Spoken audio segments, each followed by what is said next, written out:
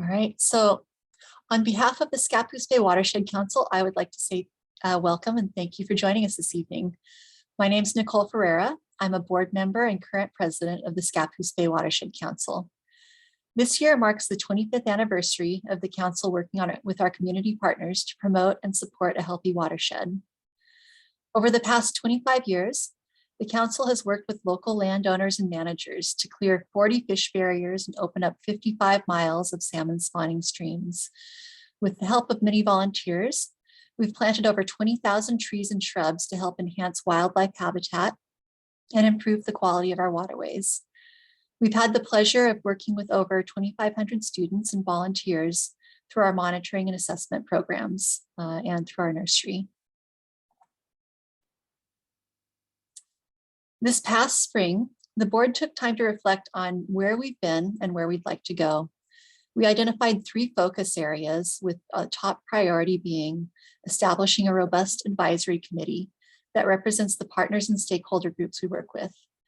This group will help the council understand what the needs and opportunities are so we can better support and build upon the work that is being done. They will provide technical expertise and help us see project opportunities from various perspectives so we can increase our effectiveness. The second focus area is to refine our monitoring program to help us assess watershed health. The data collected helps us hone in on opportunities for improvement, as well as measuring the impacts of current and past projects on functioning systems. We'll have more updates on this later this year. The third focus area is to seek out ways we can support environmental education within the community at all levels. We partner with the Columbia River Youth Corps, the local school districts, and local scouting programs to provide hands-on education through our nursery and restoration projects. There, we are interested in exploring more ways to engage not only students, but community members and land managers as well.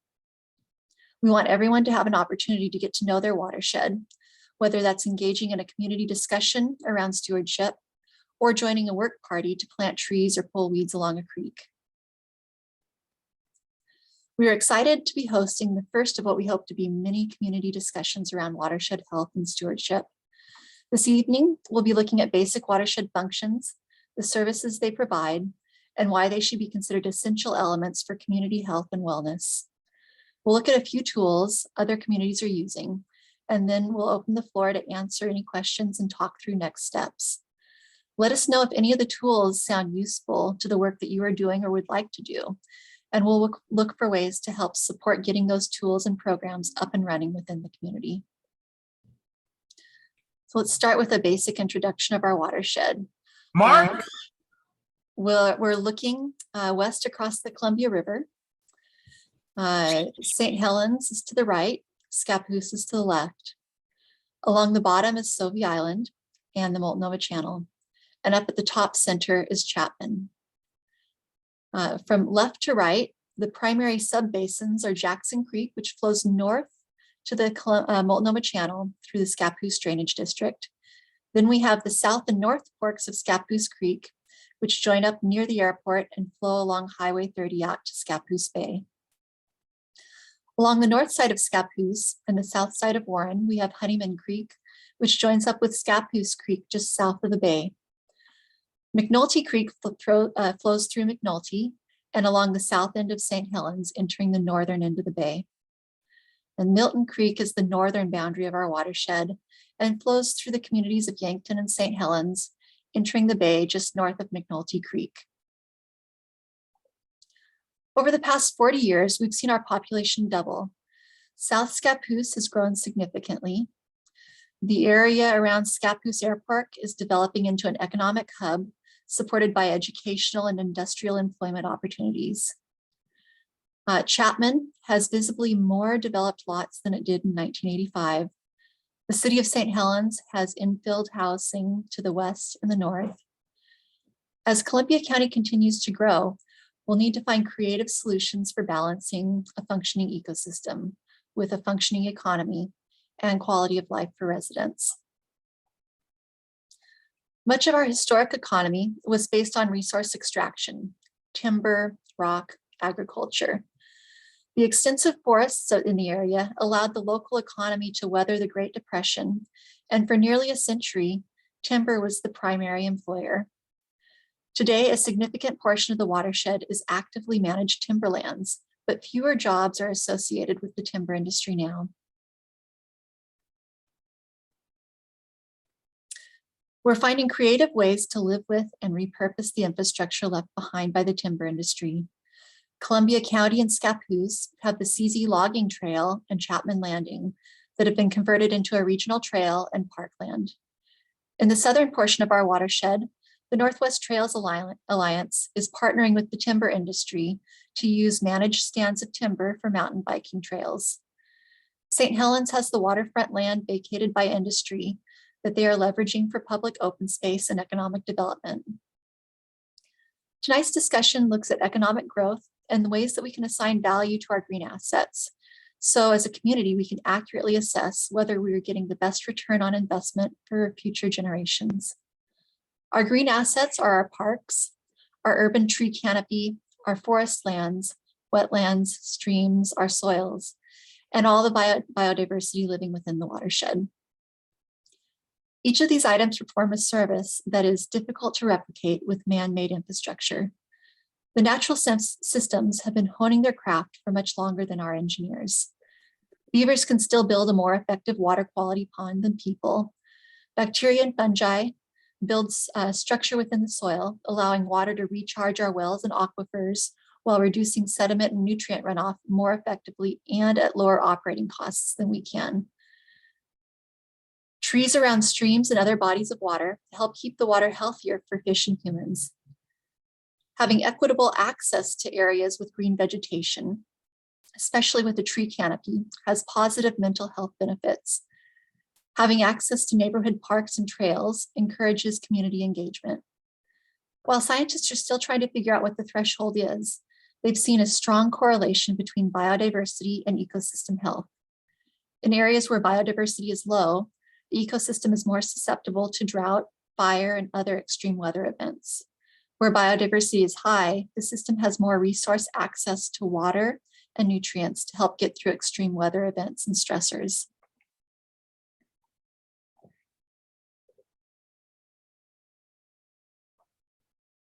So what can we learn from other communities? California has seen a significant increase in severe fires, flooding, and drought. Each of these can be tied directly back to soil and vegetation management. Rehydrate California is an active group of stakeholders working to repair and restore a functional water cycle through improving soil quality.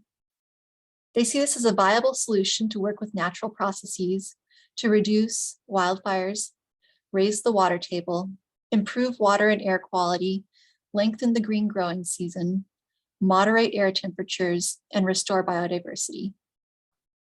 It was within my grandparents' lifetime that California went from being a lush paradise to a state that is struggling with climate instability and extreme weather events, many of which can be tied back to disruptions in the water cycle. After the extreme heat and fires we experienced last year, how long until we end up in a similar position as California?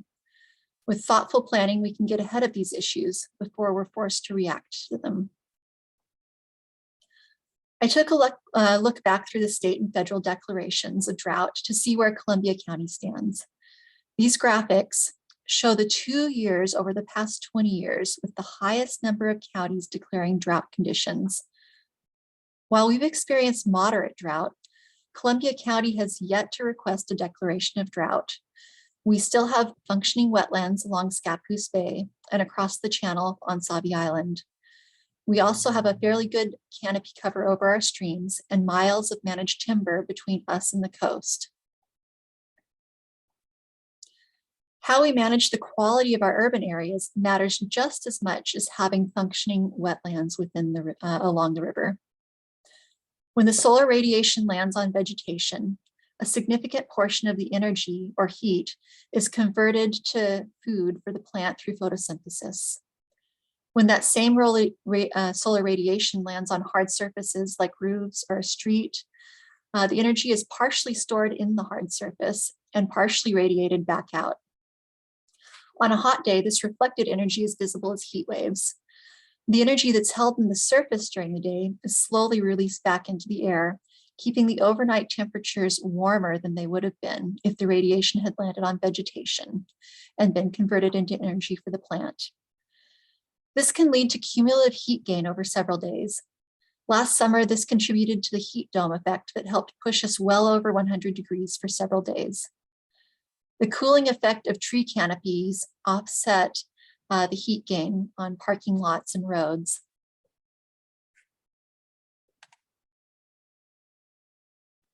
A healthy soil behaves a bit like a sponge. It holds together and has an open structure that allows water and air to move freely within it without losing structural integrity. The soil on the right represents a high-functioning soil that can support high levels of biodiversity above and below the surface. The space between the soil particles varies from macro to micropores and supports worms, fungi, roots, and all sorts of microarthropods. Its structure holds together during rain events and does not erode into our streams and waterways.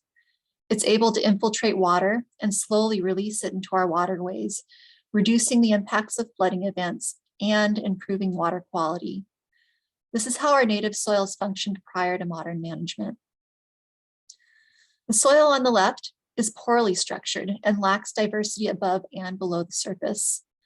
This is soil that grows weeds and is prone to erosion and compaction. The space between the soil particles is small and does not allow much of any water to infiltrate. So when a rain event passes through, this landscape is effectively an impervious surface that sends water into our streams and stormwater systems. This can lead to urban flooding and lower water quality in our streams. Notice the lack of mulch on the surface of the soil. There's nothing there to protect the soil from the solar radiation heating it up and causing any soil moisture that manages to infiltrate the top inches to evaporate. It's possible to bring this soil back to a high-functioning soil sponge with modifications in management practices. You'll notice that this diagram mentions that this soil sponge is a soil carbon sponge. Carbon is an essential building block for all life. Nature uses photosynthesis to draw carbon down, where it repurposes it into new life, stores it inside its cellular structure, and hands it off to fungi in the soil. The fungal networks in the soil store significantly more carbon than plants do. We can think of carbon as a free resource that can be used to rebuild the soil and maintain a healthy water cycle. 1 gram of carbon in soil holds 8 grams of extra water at a basic level and up to 20 grams of extra water in good soil structure. That 1 gram of carbon significantly enhances the bioavailability of nutrients in the soil. It increases root growth, disease resistance, resilience, and productivity. So not only is having vegetative cover critical for supporting life within soil, it's also a key component for stabilizing our weather system. Our local rain cycle is dependent upon how much vegetation we have in the ground. This vegetation serves as a pump that moves water from the ground to the sky and back down to the ground. Removing vegetation and the hydrological functions it performs without replacing it within the watershed influences whether clouds form and whether the clouds passing overhead will release any water.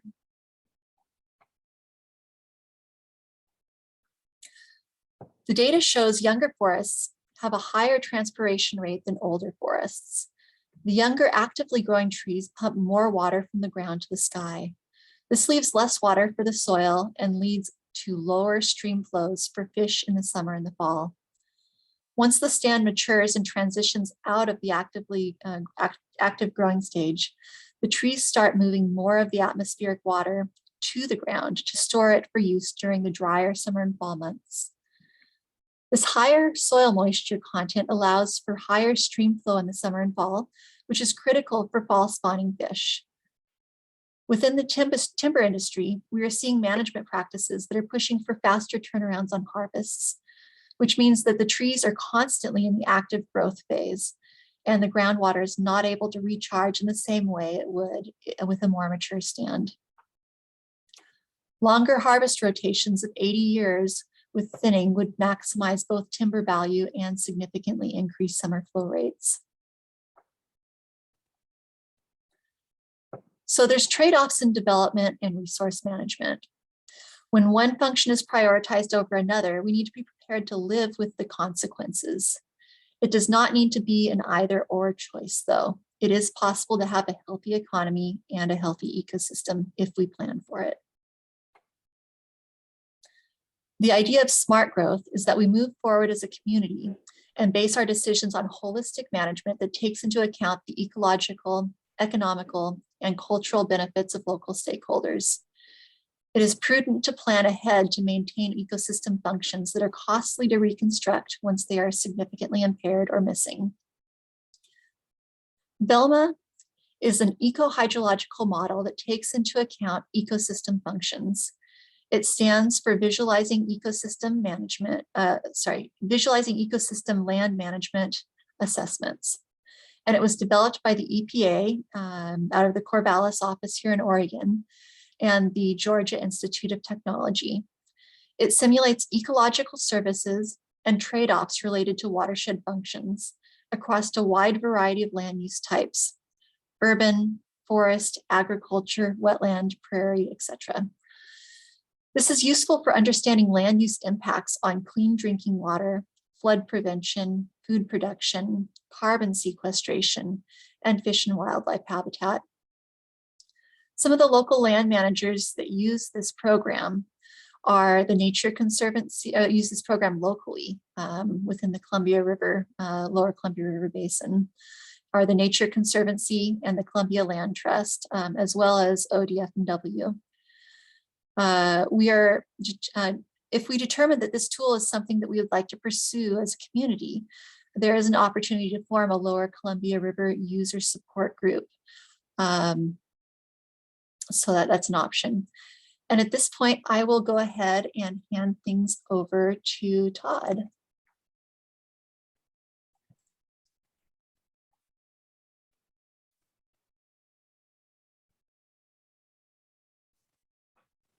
Oh, are you there, Todd? Yep. All right. Do you want to try sharing your screen first? And if you can't, then I will share your slides. You have it? Okay. Okay. Are you seeing my screen? I can see them. Yep. Okay. Fantastic. All right. Hi, everyone. Thanks for having me here. I'm Todd Prager. I'm a board certified master arborist, registered consulting arborist.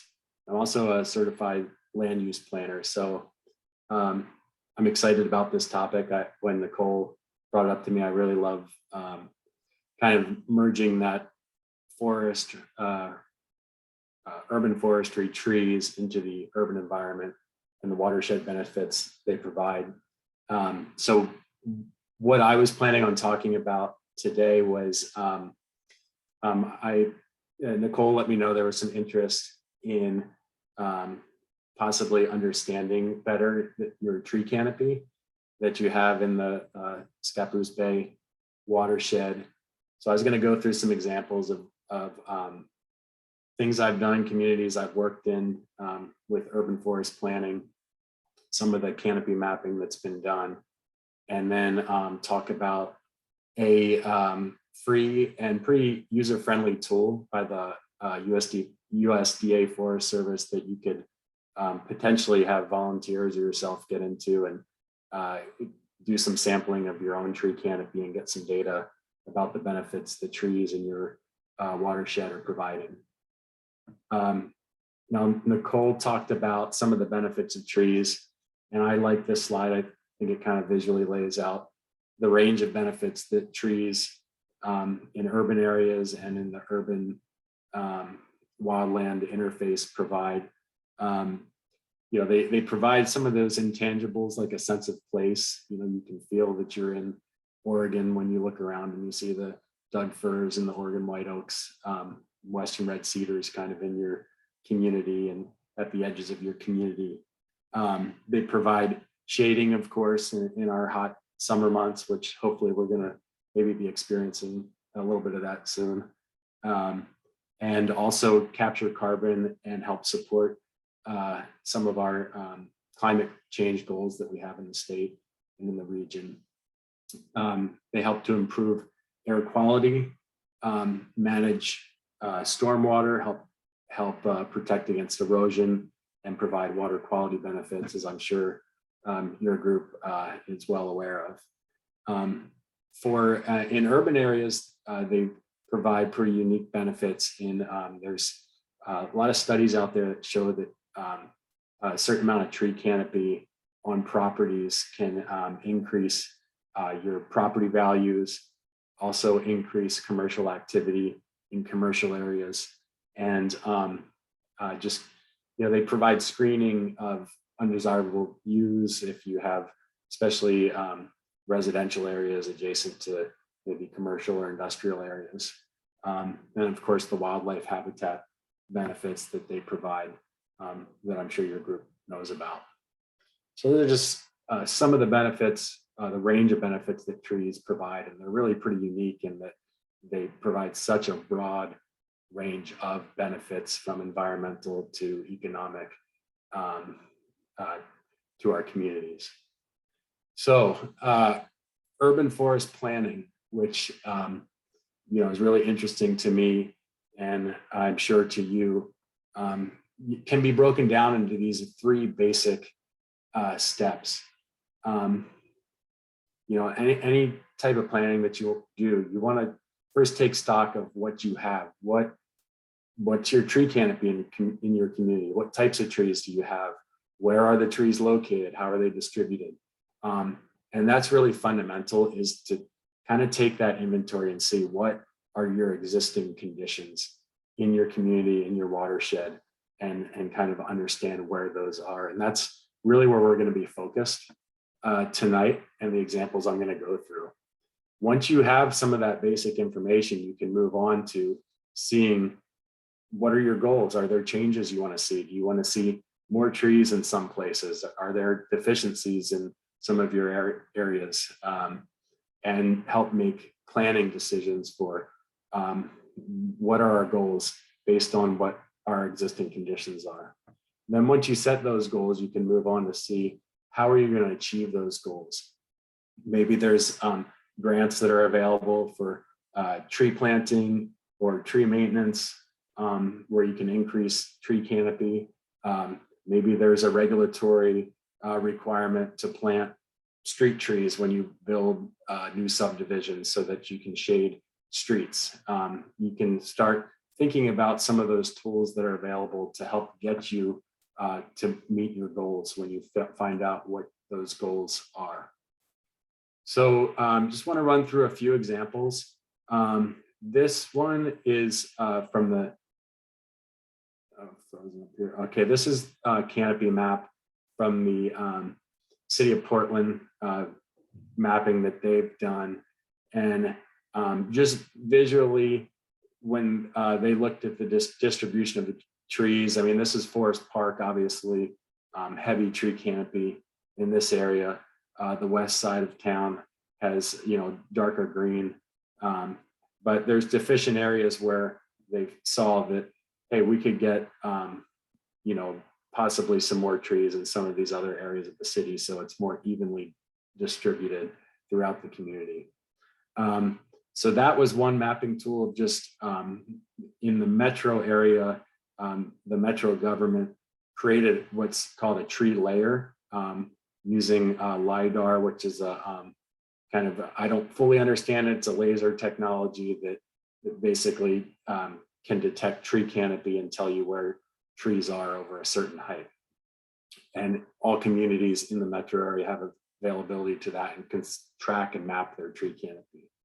Now, what Portland did was, and this is kind of what we're gonna look at later, was did point sampling of tree canopy over a 5-year increments over a 20-year period by zoning class: commercial, industrial, open space, residential. And what they found was, when they first started doing this, is they were really excited. Tree canopy was increasing from 27% citywide up to, by 2015, it was at 30.6%. 7%. So a pretty significant growth over a 15-year period. But then as they went into 2020, they saw a decline. And this decline occurred over all zoning districts when you compare it to previous years. So that was something that really caught their attention and that they're exploring more. They don't exactly know what's happening or why, but that's what they're trying to figure out. So that can be a benefit of just getting an understanding is your canopy increasing or decreasing, and where is it increasing or decreasing over time? And those are some of the types of things you can do and understand. This is City of Tigard, and I worked on their urban forest master plan. This is their tree canopy changes between 1996 and 2007. And the red is canopy lost, dark green is canopy gained, and then the light green is canopy preserved. City of Tigard also saw about 100-acre decrease over that 10-year period, and their percent canopy went down from 25.8% to 24.5%. So about a 100-acre decrease over that time. And as you can see in Tigard, what they found was these large patches of forest being removed. And this was mostly for residential development. And what they ended up doing was developed incentives for landowners to preserve land into larger intact forest rather than developing the entire acreage into residential. So that was one kind of result from their canopy mapping they did. Tigard again looked at their zoning changes by zoning district, and they saw a really significant decrease in all zones, especially the mixed use zone, which saw a 7% decrease in tree canopy over between 1996 and 2007. So you can really dig into some of these fine-grained areas to see what's happening to your trees in certain parts of the community. This is City of Milwaukee, another community that I worked with, and they mapped their tree canopy citywide. And then what was kind of interesting, what they did was they compared their citywide tree canopy, which was at 26%, to the canopy of other cities in the region and throughout the Northwest to kind of see where they fit.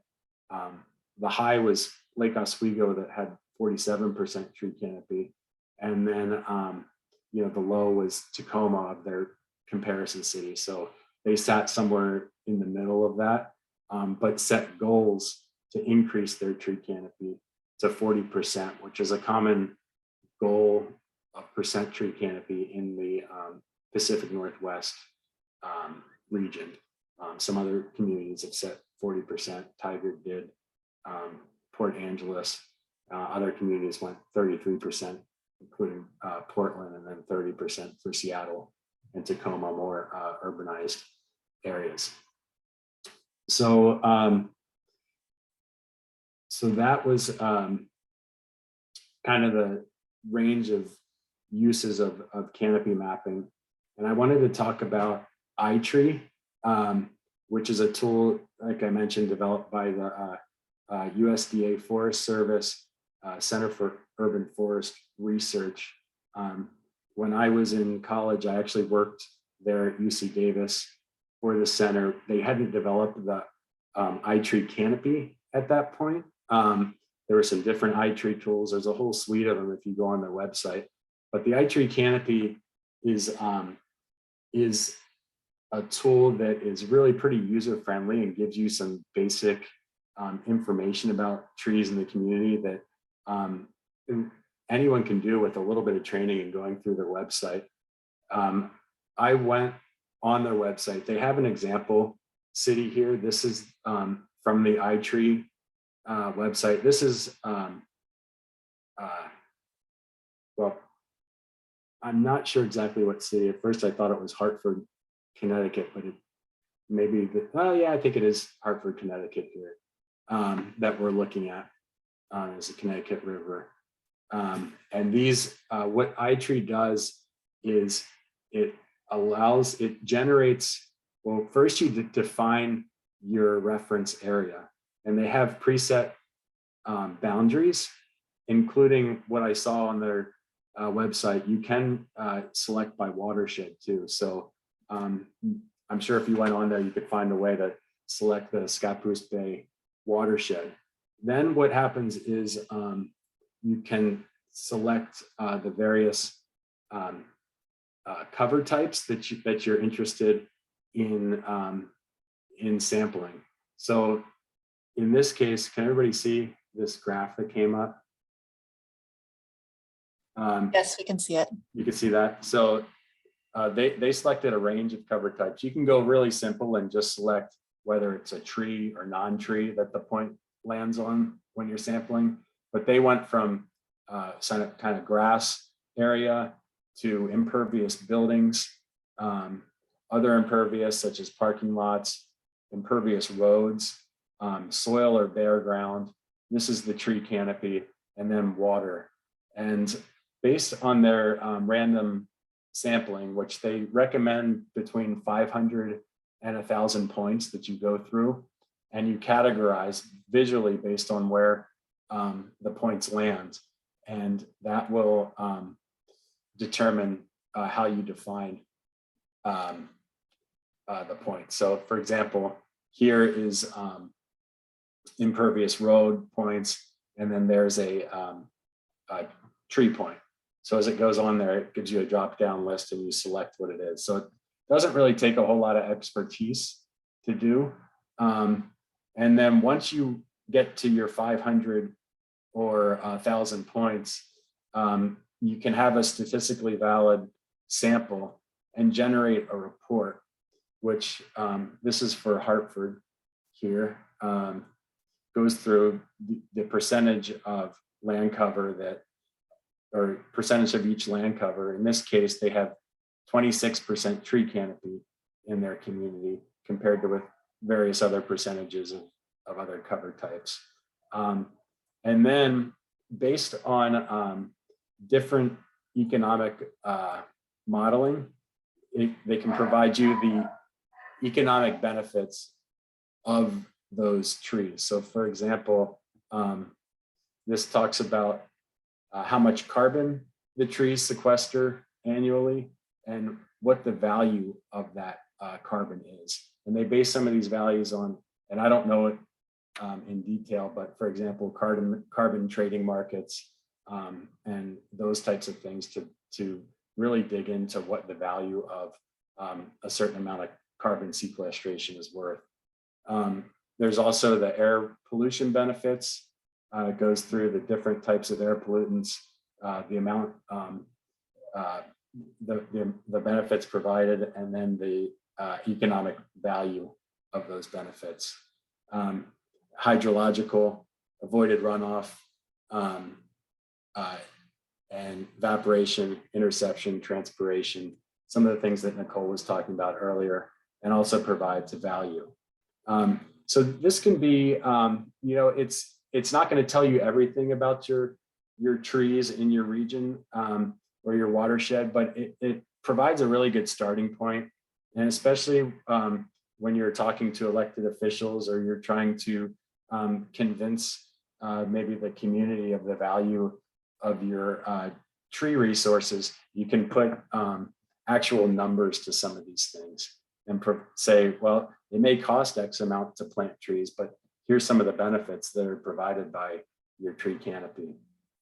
So I know that was kind of a quick run through, but just wanted to give you some high level information on some of the things you can do with tree canopy mapping.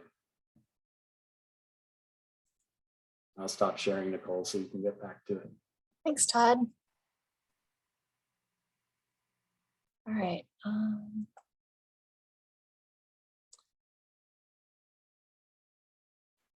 There we go. All right. So we've talked about a few different tools, and this is the point where we're going to look at opening things up to discussion. There's programs like iTree and Velma that help establish a baseline. This can be used to inform decisions for smart growth that values both our economic development and our green assets. iTree can help prioritize locations for planting trees along streams and roads. It can also provide incentive for maintaining existing trees. Mature tree canopies provide greater canopy coverage and greater ecological value. Looking at the Clackamas River Watershed Council, they started a program a few years ago called Shade Our Streams. They set a goal of planting 30 miles of tree canopy along their waterways. The program is unique in that it brings together landowners, local partnerships, nurseries, volunteers, and professional restoration crews through the planting of native plants. This was a multi-year community tree planting project that improved water quality within the Clackamas River Basin. They partnered with Portland General Electric, and over the course of 6 years, they planted more than 450,000 native plants along 30 miles of stream at no cost to property owners. Within several of these programs, there are also opportunities to engage citizen scientists to collect data throughout the watershed. Several groups in our areas are utilizing iNaturalist to crowdsource data for local weed management programs and animal counts. The group Wild Columbia is currently conducting their turtle survey using this program. Other programs that have been successful in other communities are rain gardens and backyard habitat certification programs. So we'd love to know what y'all think, and if any of this sounds interesting to you, if any of it lines up with what you're currently doing and could be used to enhance those programs. What are your thoughts?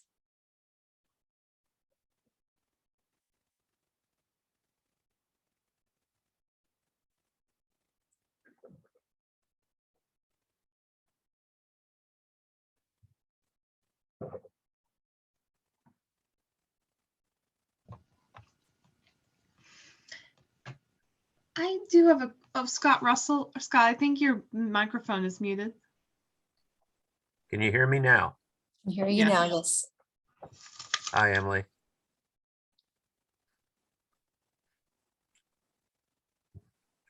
All right. Well, I know we have some folks on from parks and from various cities and organizations. And so we can also continue this conversation offline at another time if that's useful. What we're hoping to have feedback on is helping the Watershed Council set our priorities so that we can align and be of best service to our community. Greg? Yeah, Nicole, I was just thinking that it would be wonderful to do a survey like he showed in the St. Helens and Scappoose areas. This weekend, my wife Lynn and we went down and explored some areas around Lower Milton Creek. It used to be called Boise Park, which is on the lower stretches of the Milton Creek. But it's basically old growth Douglas fir there. And on the other side of the creek, that property is owned by the city of St. Helens. And on the other side of the creek, there's some really nice forest that are owned by the Port of Portland. The Port of Columbia County. It'd be nice to find out where and then that's just a few areas that I know of that are basically right in St. Helens, and really beautiful old Doug fir, not that many invasive species. I was amazed at how nice it was in there to map those areas out and target those areas for preservation in the future. Mm-hmm.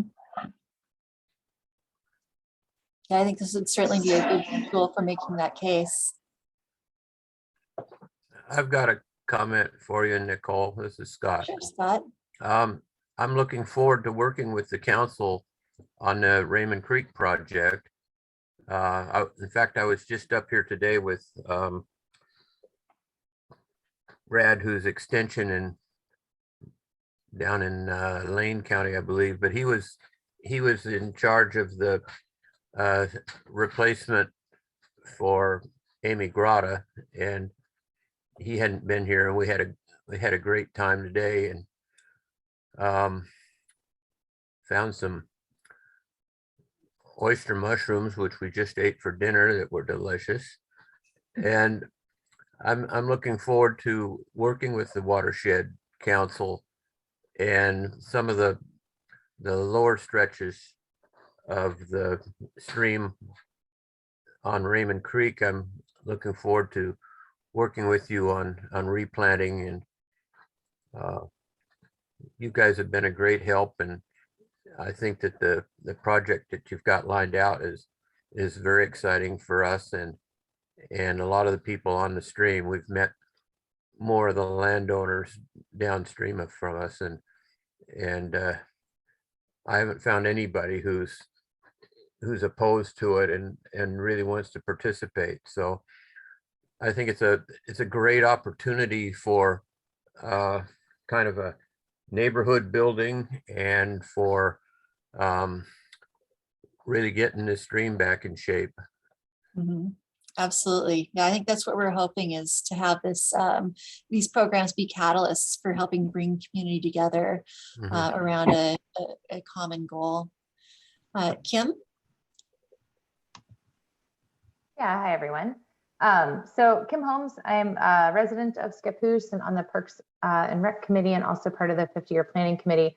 I really appreciated the presentation on the tree canopy information and the potential for integrating, doing some kind of urban forestry surveying and assessment and planning into some of the efforts that we've gotten. I've actually already emailed NJ and Isaac, who I think are also on this call and part of the city staff.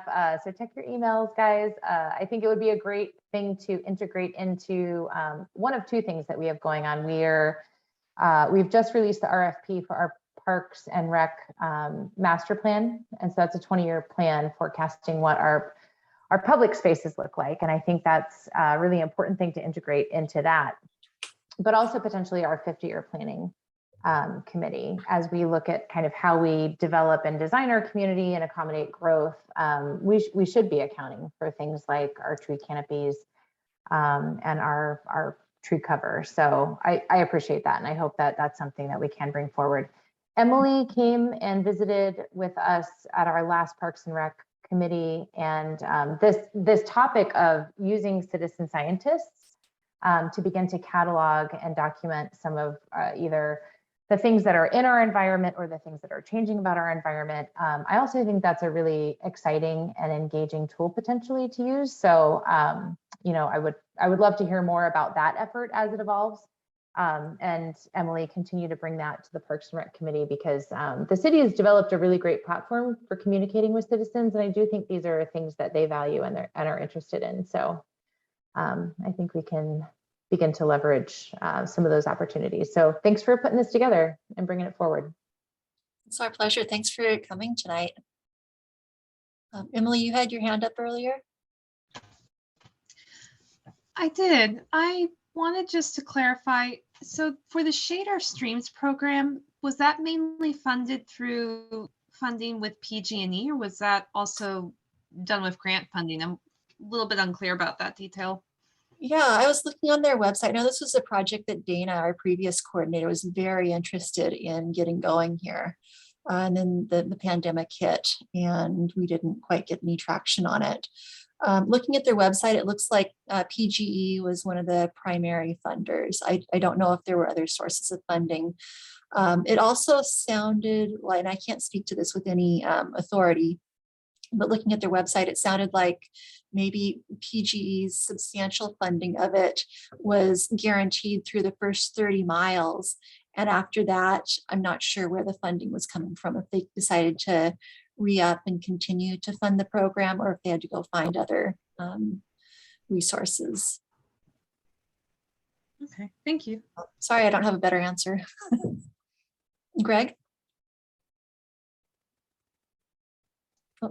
I know that in the Tualatin Basin, Unified Sewage Agency found that it was actually cost effective for them to achieve temperature decreases by funding the shading of streams in urban and rural areas, as opposed to trying to actually cool the effluent that was going in. So that might be something we want to explore as well, in terms of what are the temperature TMDL requirements for the STPs in this area, another NPDS discharge permitters, and whether or not there are opportunities for offsetting by doing shading out opportunities along streams to that they would fund to reduce their responsibility for decreasing temperatures. Yeah, I think that's a great idea. We should certainly add that to our monitoring list of things to look through. And I think what you're saying spot on is that oftentimes we come up with these really expensive fixes and solutions when we could have a simple and elegant natural solution that is a lot more cost efficient and more effective.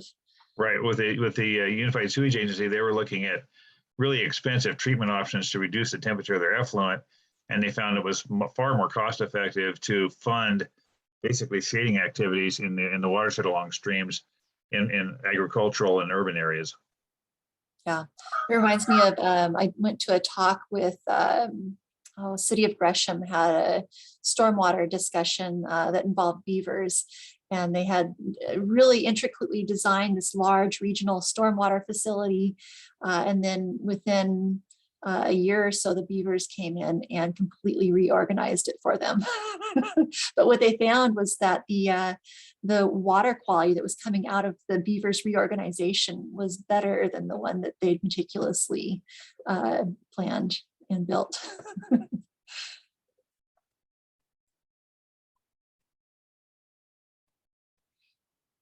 Amanda, not to put you on the spot, but I think I'm going to put you on the spot. Did you see anything in here that would be good to partner with the high school on, and ways that we can start involving students?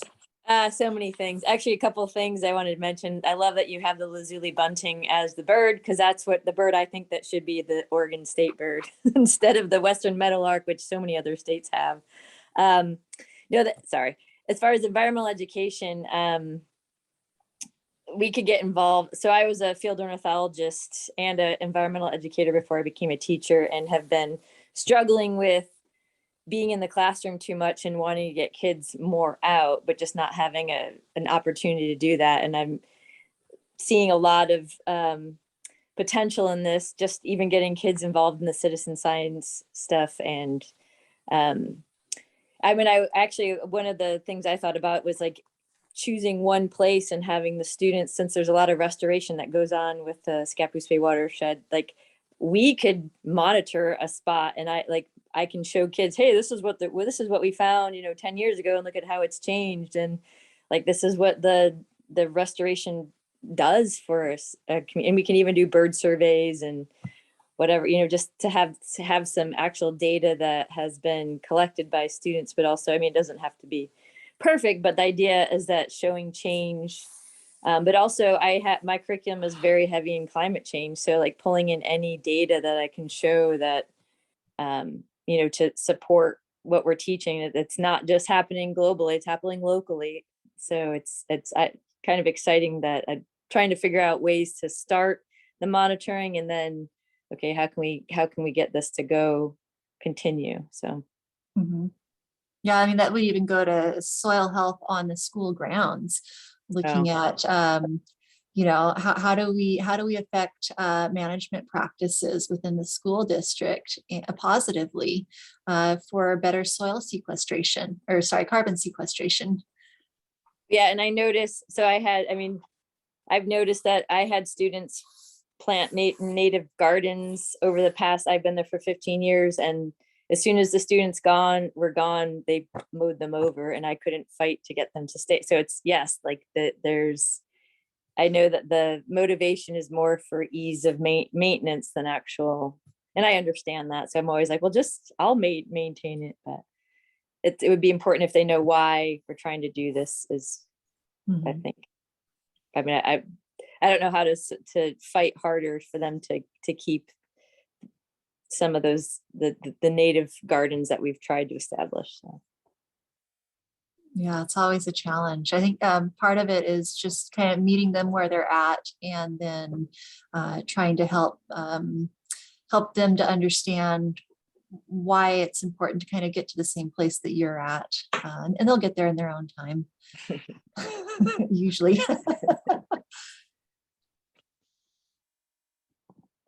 All right, well, we're coming up here on 8 o'clock. I'll give one last opportunity for any comments or questions. Yeah. Hey, Nicole, this is Andy. You mind if I just jump in for a second? Sure. Yeah, great. I just wanted to reflect on a couple things that people brought up today. So for those of you on the call that don't know, I'm Andy Magi. I'm the Scappoose Bay Watershed Council Coordinator. And when I think about the program tonight and a lot of the things that you all and Nicole talked about, you know, the idea that keeps coming to my mind is community and how these efforts build community. And, you know, I think Scott kind of hit the nail on the head. Is our watershed it's a small watershed compared to others in the state, but it's still relatively large. You know, it has many, many, many miles of streams and creeks in it. It has the bay, it has other small little other areas of nature. It has, you know, our forested hills, our connection to the Columbia River and the Multnomah Channel. You know, so there's a lot going on here, and there's no single project that we're going to be able to do that's going to restore everything that we're talking about restoring. And any one of our projects, you know, if we want to restore a stream like Raymond Creek, it means that we have to build connection between the Scott Russells who are up on the hill and his neighbors down the road who are in the floodplain. And I think whether you think about tree canopy or anything else, our work has that element of building community and bringing people together. And I think that's really important for me. And I hope it's important for everybody, because I think these things happen when we do work together. And the other piece of that I think is really important is, you know, our job is not only to help restore the natural functions and areas and help educate people about the natural world around them here in the watershed, but our job is also a service to the community, whether it's St. Helens or Scappoose or Columbia County or wherever it might be in our watershed. And so these conversations and feedback are really important to us, because if we know what the community's vision is and we know what the community's priority is, whether it's the cities, whether it's neighborhoods or whatever, we can help shape and orient our work to bring tools together to help bring more of the community together and helping service and shape that vision. So I just wanted to thank everybody for your participation tonight. And, you know, we're going to be doing more of these conversations, and I hope you bring friends and, you know, new people with you to help join that. And so whether it's a formal partnership or an informal partnership, we look forward to building those relationships and helping build that community. And we are here not only to move our own mission and execute our own work, but to help serve as a resource and tools for the community. So thanks, everyone. Yeah, thanks, Andy. Looks like Greg has his hand up for another comment. How do I raise my hand? Oh, Matt, I'm not sure. Would you like to say something, Matt? In the fullness of time, go ahead with whoever, but I would like to raise my hand. Our meeting's open till 9. I was just arbitrarily stopping it at 8 because that seemed prudent. Well, I can talk for an hour. That's fine. This is great. It's really exciting. And in an hour-long meeting like this, it seems like it's really a lot of overview. Are there any specific things that are going on? I'm involved with the Boy Scouts here in Scappoose, and they have multiple requirements regarding the environment, environmental science, conservation, and they're all desperate for opportunities to go do something. So instead of asking them to count how many pill bugs they find in the same acre of land over and over and over, it would be great to harness some of their energy to do some of this work. I'd like to at least make the options available to them. So yeah, however that works, I don't want to know. Can I let Emily handle that one? Because she works with she does a lot of our environmental educational outreach. Yeah, what you can do, Matt, is if you have my email address, you can email me. Otherwise, I will track down your contact information and reach out, because I love it when we've got people with energy, ideas, creativity, and the willingness to be hyper focused on counting pill bugs. That's a sign of a future scientist in the making. Well, yeah, they all need these opportunities, so I really appreciate getting that. Yeah, so to your question though, Matt, was what are the opportunities that we currently have going on, and if we have any projects where we could start involving the Boy Scouts. And that I'm not entirely sure what we've got going on right now as far as project. I think it's a little bit quiet for the summer right now, but I could be wrong. It is quiet. I mean, right now we're kind of in that in-between phase where we're trying to do weed management activities when the weather is conducive to doing so, but we've also had some really wet weather. So it's kind of quiet, but that doesn't mean that there aren't projects that aren't going to start taking place soon. And I'm always needing some extra help to go out on projects and do site visits to see what weeds are in the area, what might need to be pulled. And we also need help at the nursery. So there's opportunities for whether Eagle Scout projects or simply Scout Badge projects. I think each level of advancement requires different outdoor projects. The Eagles project is the big one, but there are a lot of them. And then, like I said, there are merit badges that are required that also have them. So I definitely think we have some horsepower that you could use. Fantastic. Excellent. I don't call them horses to their face. Well, if you're interested, we are having a planting party this Saturday at the nursery. So if you and the kids want to get your hands dirty planting some baby plants, this Saturday. we're going to be having a lot of fun. I certainly will be having a lot of fun. We'd love to be. Thank you very much. I will try and get in touch with you and find out when we can allocate time, and also when we can get kids, because our cycles start on Monday. So this would be a surprise. I would need to advertise on the Monday for following week. Got it. Understood. We'll keep in touch. All right. Thank you. Thanks so much. Scott. And thank you, Nicole. Oh, you're very welcome, Matt. Thanks for joining. Hi, Scott. Yes, I just wanted to say that I think the way you're going about this is correct. Establishing that community along the streams is really pretty difficult. Everybody in this area is pretty much keep to themselves and don't bother me. And the reality is that many of us are not very smart about what needs to happen, and proper shade trees along the stream. And I just have to congratulate the Watershed Council for their approach. Emily's doing a great job, and it was great to work with Dana and Janelle. And it's an opportunity for us to reach out to neighbors. And I think at this point we've just about know everybody along the stream, and it's just a slow process, and everybody is kind of standoffish, like we don't want some government agency telling us what we're going to do. But the gentle approach and non-confrontational approach, it seems to be working quite well, because I'm getting zero resistance from about every landowner on this stretch of the watershed. So my hat's off to what you're doing, and Emily's just doing a great job. I'm very impressed with her and the council. So we'll try to keep our end up and do a little more communicating with our streamside neighbors. That's really great to hear. Thanks, Scott. And it's great to have allies like you on various drainages to help facilitate all the restoration work, because it is super important to our community's health and wellness, and our long-term resilience. So, Greg, I saw you had your hand up briefly for a while, but you put it down.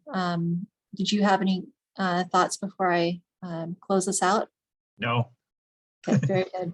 So I want to say thank you for joining us tonight. If you'd like to hear more about opportunities for volunteering, please head over to our website. And oh, hang on, I've got a slide for this. Am I still sharing? Look at that. Please head over to our website and add your name to our mailing list, or you can reach out directly to our watershed coordinator, Andy Magi. We'll be at Citizen Day in the park in St. Helens from 11 o'clock to 2 o'clock on the 25th of this month. If you're there, please swing by our booth and say hi. We'd love to see you. So have a wonderful evening and thank you very much for joining us.